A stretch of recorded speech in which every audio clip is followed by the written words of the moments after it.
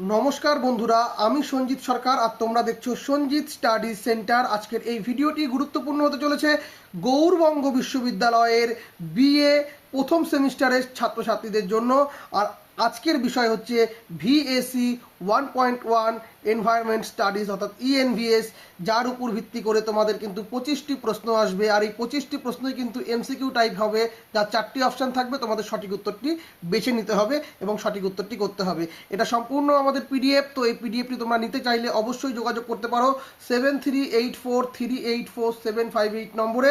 স্বল্প মূল্যে তোমরা এই পিডিএফটি পেয়ে যাবে এবং এই পিডিএফে তোমাদের প্রত্যেকটি মডেল ভিত্তিক সুন্দর করে ছোট প্রশ্নগুলো আলোচনা করা আছে।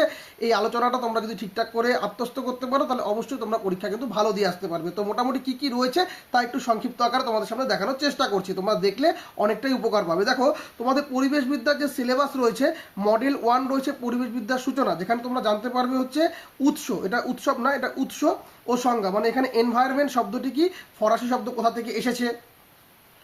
তারপরে দেখো তোমাদের বায়ুমণ্ডলের স্তর, যা তোমরা মাধ্যমিকে পড়ে এসেছো, ট্রপোস্ফিয়ার, স্ট্র্যাটোস্ফিয়ার, মেসোস্ফিয়ার, থার্মোস্ফিয়ার। যাদের উচ্চ মাধ্যমিকে ভূগোল ছিল তারাও আশা করি ভালো পারবে, আর যাদের ভূগোল বিষয় রয়েছে তারা তো অনায়াসেই পেরে যাবে এই পার্টটা।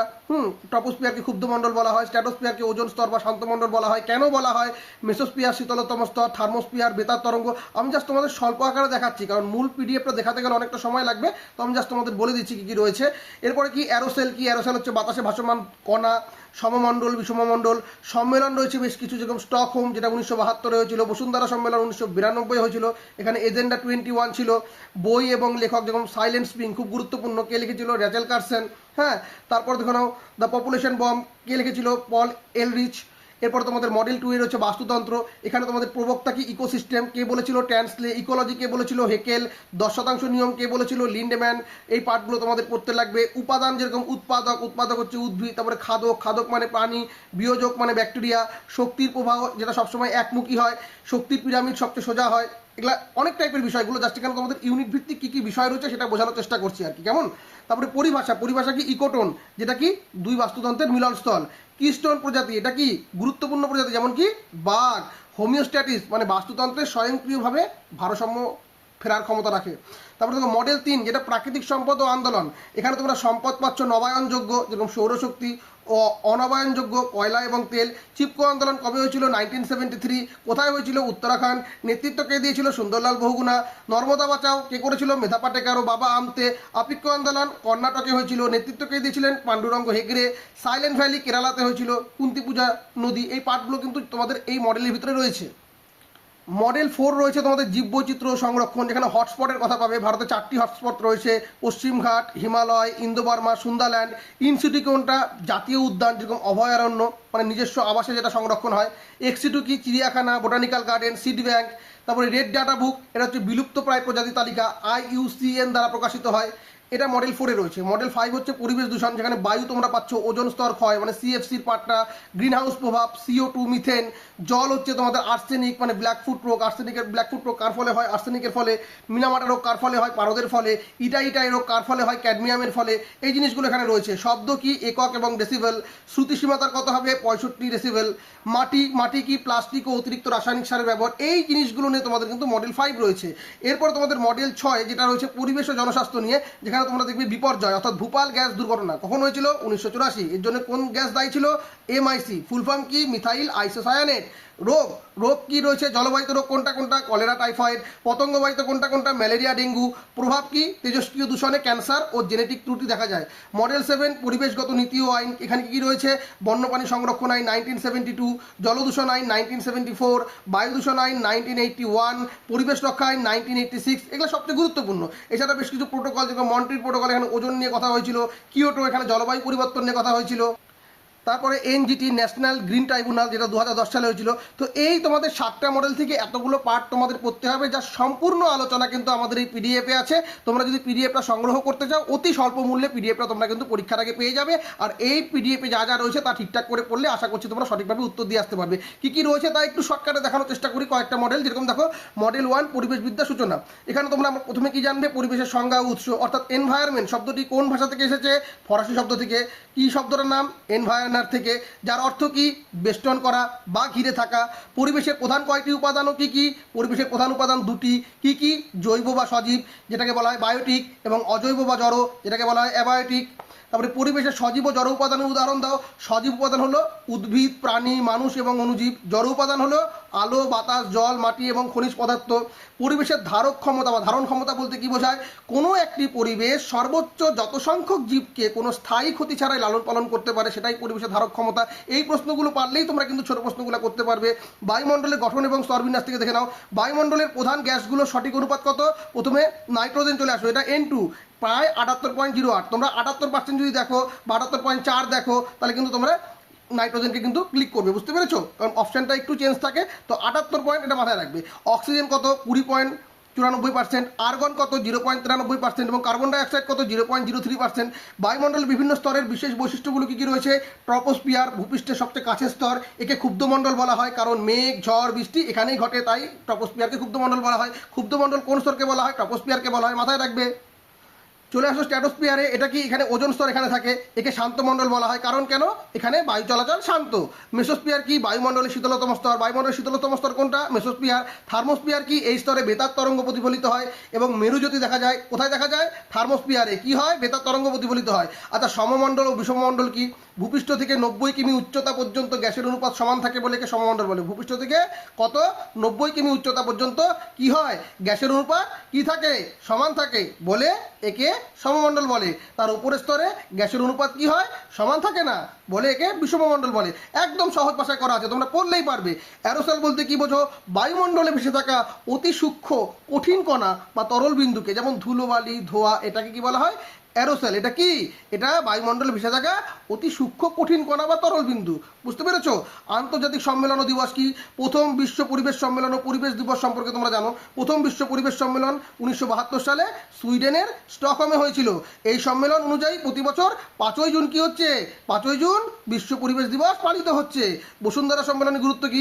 1992 সালের ব্রাজিলের কোন শহরে? রিও ডি জেনিরো শহরে এটি অনুষ্ঠিত হয়েছিল। এই সম্মেলনের প্রধান কর্মসূচির নাম কি ছিল? এজেন্ডা 21। সুস্থায়ী উন্নয়ন ধারণাটি কবে জনপ্রিয় হয়? 1987 সালের ব্রুন্টল্যান্ড কমিশন রিপোর্টে এটি প্রথম জনপ্রিয় হয়। কোন কমিশন বলছে? ব্রুন্টল্যান্ড কমিশনে। এই রিপোর্টের শিরোনাম কি ছিল? Hour common future. তো এই যে পার্টগুলো, এই পার্টগুলো তোমরা জানতে পারবে এই অধ্যায় থেকে, একদম পরিপূর্ণভাবে জানতে পারবে। এখানে ব্রুন্টল্যান্ড কমিশন থেকে আরম্ভ করে বসুন্ধরা সম্মেলন থেকে আরম্ভ করে সম্পূর্ণ পার্টগুলো একদম টপিক ওয়াইজ আলোচনা করা আছে। মডেল 1-এ আরও পার্ট রয়েছে, আমি আলোচনা করার সময় পেলাম না, জাস্ট আমি তোমায় দেখিয়ে দিচ্ছি। মডেল 2-এ কী রয়েছে? দেখো, বাস্তুবিদ্যা। বাস্তুবিদ্যা কি? মানে ইকোলজি। এবং বাস্তুতন্ত্র মানে ইকোসিস্টেম। এই শব্দ দুটির প্রবক্তা কারা? ইকোলজি শব্দটি প্রথম ব্যবহার করেন কে? Ernst Haeckel. কত খ্রিস্টাব্দে? 1866 খ্রিস্টাব্দে। এবং ইকোসিস্টেম শব্দটি প্রথম প্রবর্তন করেন কে? AG Tansley. কত খ্রিস্টাব্দে? 1935 খ্রিস্টাব্দে। ইকোলজিক্যাল পিরামিড এর ধারণাটি কার? বিজ্ঞানী চার্লস এলটন। কত খ্রিস্টাব্দে? 1927 খ্রিস্টাব্দে। বাস্তুবিদ্যার আধুনিক কয়েকটি বিশেষ ধারণা ও প্রবক্তাদের নাম তোমরা জানো। গভীর বাস্তুবিদ্যা যাকে বলা হয় ডিপ ইকোলজি, এর প্রবক্তাকে আর্নেনেস। গভীর বাস্তুবিদ্যার প্রবক্তাকে আর্নেনেস। এবং নিচ বা নিচে, নিচ বা নিচ, এই শব্দটি প্রথম ব্যবহার করেন কে? জোসেফ গ্রিনেল। মাথায় রাখবে, বুঝতে পেরেছো? এবার দেখো, বাস্তুতন্ত্রের শক্তির উৎস ও উৎপাদক কারা? বাস্তুতন্ত্রের শক্তির আদি উৎস হলো হচ্ছে সূর্য। আদি উৎসকে সূর্য। সবুজ উদ্ভিদ হলো কে? সবুজ উদ্ভিদ উৎপাদক, যারা সালোক সংশ্লেষের মাধ্যমে সৌরশক্তি কী করে? আবদ্ধ করে। বিয়োজক বা ডেট্রিটাস বলতে কি বোঝো? ব্যাকটেরিয়া ও ছত্রাক হলো বিয়োজক। ব্যাকটেরিয়া ও ছত্রাক কি? বিয়োজক, যারা মৃত জৈব বস্তুকে ভেঙে সরল উপাদানে পরিণত করে। মৃত পচা জৈব বস্তুকে কি বলা হয়? মৃত পচা জৈব বস্তুকে কিন্তু ডেট্রিটাস বলা হয়। ফাইটোপ্ল্যাঙ্কটন ও জুপ্ল্যাঙ্কটন কি? আণুবীক্ষণিক ভাসমান উদ্ভিদ। কি বলছে? আণুবীক্ষণিক ভাসমান উদ্ভিদ হলে ফাইটোপ্ল্যাঙ্কটন, আর আণুবীক্ষণিক ভাসমান প্রাণী হলে জুপ্ল্যাঙ্কটন। উদ্ভিদ হলে ফাইটোপ্ল্যাঙ্কটন, প্রাণী হলে জুপ্ল্যাঙ্কটন। মাথায় রাখবে, বুঝতে পেরেছো? তারপর দেখো, বাস্তুতন্ত্রের স্থায়িত্ব বজায় রেখে এমন একটি গুরুত্বপূর্ণ উপাদানের নাম কি? খাদ্যজাল। এটি বাস্তুতন্ত্রকে বিকল্প খাদ্যের উৎস যোগায়। তারপর দেখো, 10% নিয়ম বলতে কি বোঝো? বিজ্ঞানী লিন্ডেম্যানের এই নিয়ম অনুযায়ী প্রতিটি পুষ্টি স্তর থেকে মাত্র 10% শক্তি পরবর্তী স্তরে পৌঁছায়। এই জায়গাগুলো তোমাকে মাথায় রাখতে হবে। শক্তির পিরামিড বা জীবভর পিরামিড কেমন হয়? শক্তির পিরামিড সবসময় সোজা বা খাড়া হয়। কি হয়? সোজা বা খাড়া হয় শক্তির পিরামিড। তবে পুকুরের বাস্তুতন্ত্রে জীবভরের পিরামিড অনেক সময় উল্টানো হতে পারে, মানে এরকম হতে পারে, বুঝতে পেরেছো? তো তোমাকে কিন্তু মাথায় রাখতে হবে। চলে আসো মডেল 3, মডেল 2 আরও আলোচনা করা সম্ভব হলো না। তো মডেল 3-তে তোমরা চলে আসো, দেখো কী রয়েছে এখানে। এখানে পরিবেশের আন্দোলন এবং নেতৃত্ব এবং স্লোগান। তো দেখো ভারতে বেশ কিছু আন্দোলন হয়েছিল, যেমন বিষ্ণুই আন্দোলন কবে হয়েছিল? 1730।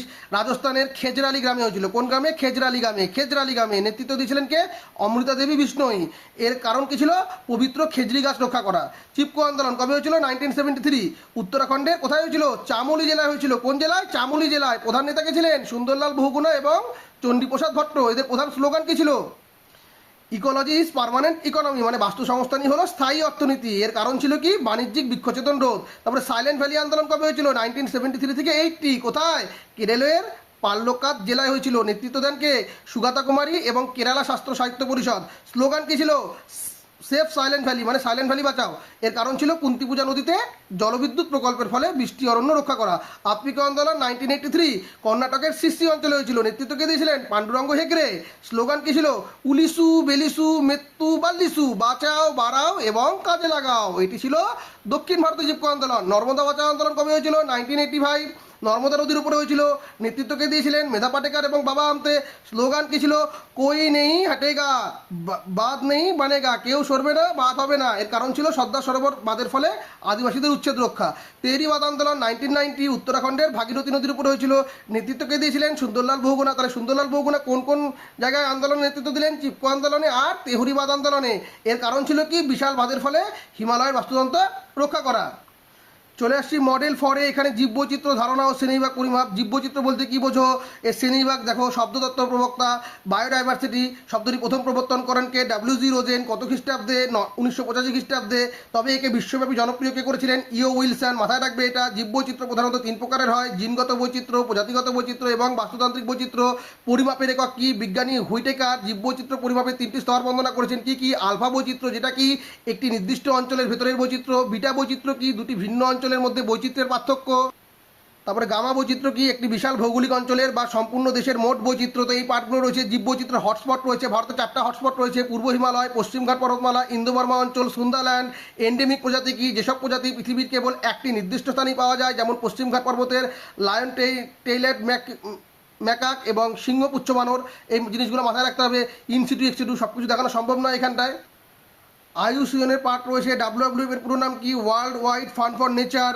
হ্যাঁ, তারপর দেখেন ভারতের প্রধান প্রধান আইন: বন্যপ্রাণী সংরক্ষণ আইন 1972 সালে, ব্যাঘ্র প্রকল্প 1973 সালে, কুমির প্রকল্প 1975 সালে, গজ প্রকল্প মানে হাতি প্রকল্প 1992 সালে। মাথায় রাখতে হবে এই জিনিসগুলোকে তোমাদের। বিশ্ব জীববৈচিত্র্য দিবস প্রতি বছর 22 মে পালন করা হয়। কিস্টোন প্রজাতি কি? এমন প্রজাতি যাদের অভাবে পুরো বাস্তুতন্ত্র ধ্বংস হয়ে যেতে পারে, যেমন জঙ্গলের বাঘ। হ্যাঁ, এই পার্টগুলো দেখতে লাগবে। গ্রিন ডাটা বুক কি? যেখানে বর্তমানে বিপদমুক্ত প্রজাতির তালিকা থাকে। তারপরে জীববৈচিত্র্যের বিশেষ পরিভাষা ও বর্তমান অবস্থায় প্রত্যেকটা জিনিস কিন্তু এখানে সুন্দর করে বর্ণনা করা আছে। তোমরা কিন্তু খুব ভালো করে পড়তে পারো। মডেল 5 পরিবেশ দূষণ। এখানে বায়ু দূষণ, গ্রিন হাউস প্রভাব ও ওজোন স্তর। বায়ু দূষণের প্রধান কারণ কি? এর ফলে সৃষ্ট সমস্যা কি? গ্লোবাল ওয়ার্মিং, ওজোন ক্ষয়। প্রধান দূষক কি? বায়ু দূষণের প্রধান গ্যাসগুলি হলো carbon monoxide, sulphur dioxide, nitrogen oxide. Green house প্রভাব কি? প্রধান গ্রিন হাউস গ্যাস হলো কার্বন ডাইঅক্সাইড। এর ফলে পৃথিবীর উষ্ণতা বৃদ্ধি পায়, যাকে গ্লোবাল ওয়ার্মিং বলা হয়। ওজোন স্তর ক্ষয়। স্ট্র্যাটোস্ফিয়ার অবস্থিত ওজোন স্তর ধ্বংসের প্রধান কারণ হলো CFC মানে ক্লোরোফ্লোরোকার্বন। ওজোন স্তরের ঘনত্ব মাপা হয় কি? ডবসন ইউনিটে। অ্যাসিড বৃষ্টি কি? বাতাসে SO2 এবং NO2 বেড়ে গেলে বৃষ্টির জলের সাথে মিশে অ্যাসিড বৃষ্টি ঘটায়। এর ফলে মার্বেলের পাথরের ক্ষতি হয়, যাকে স্টোন ক্যান্সার বলে, যেমন তাজমহলে দেখা যেতে পারে এটা। আন্তর্জাতিক চুক্তি: ওজোন স্তর রক্ষায় মন্ট্রিল প্রোটোকল এবং জলবায়ু পরিবর্তনে কিয়োটো প্রোটোকল স্বাক্ষরিত হয়েছিল। মন্ট্রিল প্রোটোকল 1987-তে, কিয়োটো প্রোটোকল 1997। মাথায় রাখবে। জলদূষণ বিওডি। বিভিন্ন রোগ জলদূষণ কেন হয়? এর ফলে মানবদেহে সৃষ্ট বিভিন্ন মারাত্মক রোগ এবং দূষণ সূচকগুলো আলোচনা করা হয়। ইউট্রিফিকেশন কি? এই জিনিসগুলো দেওয়া হচ্ছে। বিওডি সিওডি কি? বিওডি কি? Biological oxygen demand. সিওডি কি? Chemical oxygen demand. এই জিনিসগুলো মাথায় রাখতে হবে। এই যে মিনামাটা রোগ পারদ দূষণের ফলে হয়। ইটাই ক্যাডমিয়াম দূষণের ফলে হয়। ব্ল্যাক ফুড ডিজিজ আর্সেনিক দূষণের ফলে হয়। ব্লু বেবি সিনড্রোম পানীয় জলের নাইট্রেটের আধিক্যের ফলে হয়। ডিসলেক্সিয়া সীসা দূষণের ফলে হয়। ফ্লুরোসিস ফ্লোরাইড দূষণের ফলে হয়। কি হয়? দাঁত ও হাড়ের ক্ষতি হয়। শব্দ দূষণ রয়েছে এখানটায়। কি কি পাঠ পড়তে হবে? শব্দের তীব্রতা মাপা হয় ডেসিবেল এককে। সাধারণ কথাবার্তার মাত্রা 60 ডেসিবেল থেকে 65 ডেসিবেলের বেশি শব্দ হলে তাকে দূষণ ধরা হয়। তারপরে GAP মানে গঙ্গা অ্যাকশন প্ল্যান। গঙ্গা নদী দূষণমুক্ত করতে 1985 সালে শুরু হয়েছিল। হ্যাঁ, এই পাঠগুলো মাথায়। বর্জ্য কি? পরিত্যক্ত কম্পিউটার, মোবাইল, ইলেকট্রনিক্স সরঞ্জাম, যা বর্তমানে এক বড় সমস্যা। তারপরে পরিবেশ ও সুস্বাস্থ্য নিয়ে তোমাদের 6 নম্বর ইউনিট রয়েছে। এখানে বেশ কিছু পাঠ তোমাদের পড়তে হবে। মিনামাটা, এটি পারদ বিষক্রিয়ার ফলে হয়। প্রথম জাপানে দেখা গিয়েছিল। লক্ষণ কি? স্নায়বিক দুর্বলতা এবং পেশির অসামঞ্জস্য। এটা ক্যাডমিয়াম দূষণের ফলে হয়। এর ফলে হাড় ও জয়েন্টে অসহ্য যন্ত্রণা হয়। ব্ল্যাক ফুড ডিজিজ পানীয় জলে আর্সেনিক দূষণের ফলে হাতে তালু ও পায়ের তলায় কালো ক্ষত সৃষ্টি হয়। ফ্লুরোসিস পানীয় জলে ফ্লোরাইড বেড়ে গেলে দাঁত ও হাড়ের ক্ষয় ও বিকৃতি ঘটে, ডিসলেক্সিয়া মানে বা রক্তাল্পতা এটি সীসা দূষণের ফলে হয়, শিশুদের মানসিক বিকাশে বাধা দেয়। এই পার্টগুলো তোমায় দেখতে লাগবে।